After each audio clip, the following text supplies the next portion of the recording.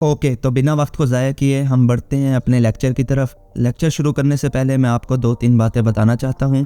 पहली ये कि इस वीडियो में जिस नोट से मैं आपको पढ़ा रहा हूँगा उनकी PDF के लिंक आपको डिस्क्रिप्शन में दे दूँगा, वहाँ से जाके डाउनलोड कर लेना। दूसरा ये कि ये वीडियो एक प्लेलिस्ट का हिस्सा है जिसका लिंक आपको डिस्क्रिप्शन में मिल जाएगा, जहाँ इस कोर्स से रिलेटेड जितने भी टॉपिक्स हैं उनकी वीडियो मौजूद है। साथ के साथ अगर ये वीडियो हेल्पफुल लगे तो इस वीडियो को लाइक करना, और अगर चैनल पर नए हो तो चैनल को भी सब्सक्राइब करना। तो चलिए शुरू करते हैं।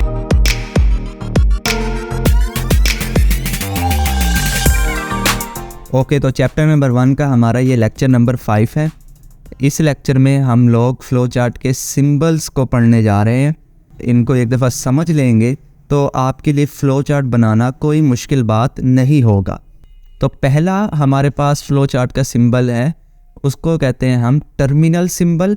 अब ये टर्मिनल सिंबल होता किस तरह का है? टर्मिनल सिंबल हमारा कुछ इस ओवल शेप की तरह का होता है, जिसका मकसद ये होता है कि फ़्लो चार्ट के स्टार्ट और एंड करते वक्त हम इस सिंबल को लगाते हैं ताकि एक इंडिकेशन आए कि हमारा फ़्लो चार्ट यहाँ से स्टार्ट हो रहा है और यहाँ से ख़त्म हो रहा है। तो एग्ज़ाम्पल में देखें, एक ओवल हम बनाते हैं और अगर स्टार्ट हम कर रहे होंगे फ़्लो चार्ट तो हम उसके अंदर लफ्ज़ लिख देंगे स्टार्ट, और अगर हम अपना फ़्लो चार्ट एंड कर रहे होंगे तो हम उसके अंदर लफ्ज़ लिख देंगे एंड। दूसरे नंबर पे है हमारा input output symbol.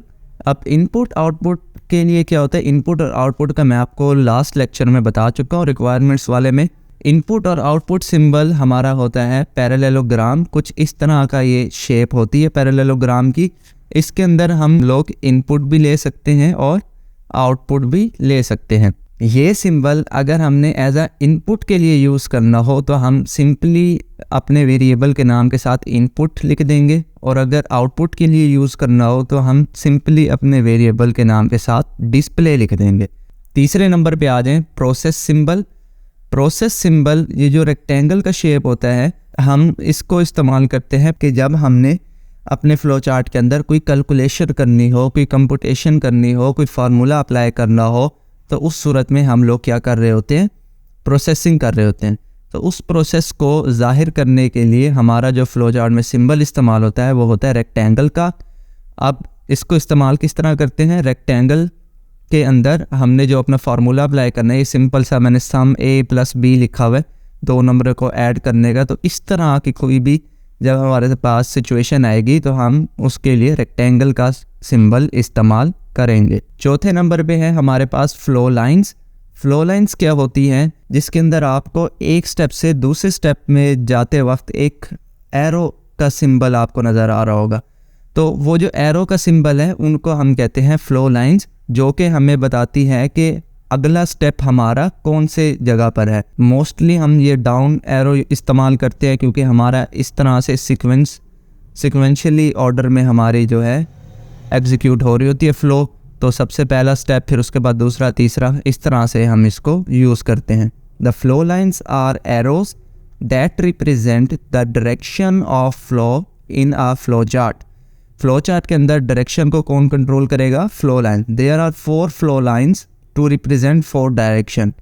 Different symbols in flowchart are connected using flow lines that show the flow of different steps. Next आ जाए decision, कि जब हमारे पास सिचुएशन ऐसी आ जाए जिसके 2 रिज़ल्ट निकल रहे हों, या तो ट्रू या तो फॉल्स, तो उस सिचुएशन में हम लोग डिसीजन का सिंबल इस्तेमाल करते हैं। अब ये कहाँ इस्तेमाल होता है? जैसे कि आपने कोई कंडीशन चेक करनी हो कि आपका जो नंबर है क्या ग्रेटर देन है 5 के, तो इस तरह से जब हमारे पास एक आउटपुट पे हमारे पास कंडीशन आ जाती है कि आया कि वो ट्रू होगी या फॉल्स होगी, तो उस सिचुएशन में हम लोग डिसीजन इस्तेमाल करते हैं। और इसका शेप जो है वो होता है डायमंड। कुछ इस तरह से ये डायमंड शेप में बनाया जाता है।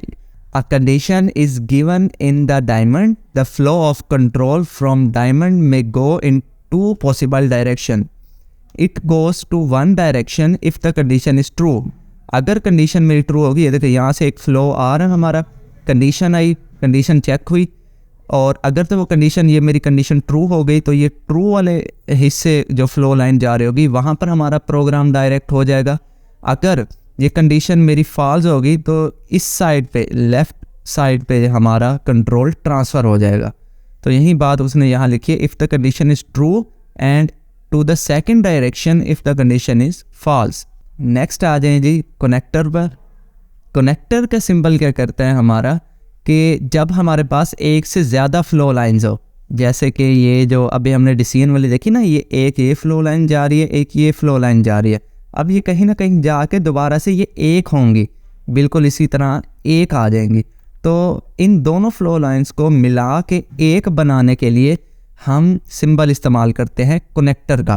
तो यही चीज़ लिखी भी हुई है यहाँ पर, the circle symbol is used to combine different flow lines.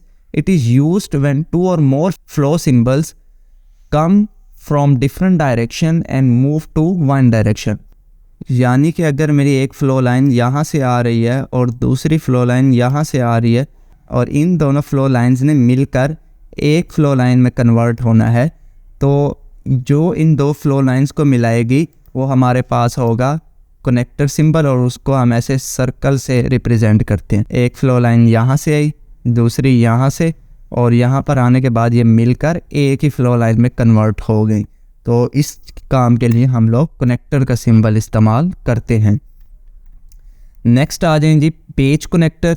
अगर आपका फ़्लो चार्ट पेज से एक्सीड कर जाए, पेज से उसका साइज़ बड़ा हो जाए, तो पेज के एंड में आप ये सिंबल बनाएंगे और नेक्स्ट पेज से आप अपना रिमेनिंग फ़्लो चार्ट स्टार्ट करेंगे। तो इस सिचुएशन में हम ये सिंबल इस्तेमाल करते हैं। तो अगर इस लेक्चर के मुतालिक आपको कोई सवाल पूछना हो तो आप कमेंट बॉक्स में भी पूछ सकते हैं या हमारे व्हाट्सएप ग्रुप में भी आप लोग पूछ सकते हैं। अभी के लिए इस वीडियो में इतना ही। Thank you so much guys for watching this video and I will see you next time.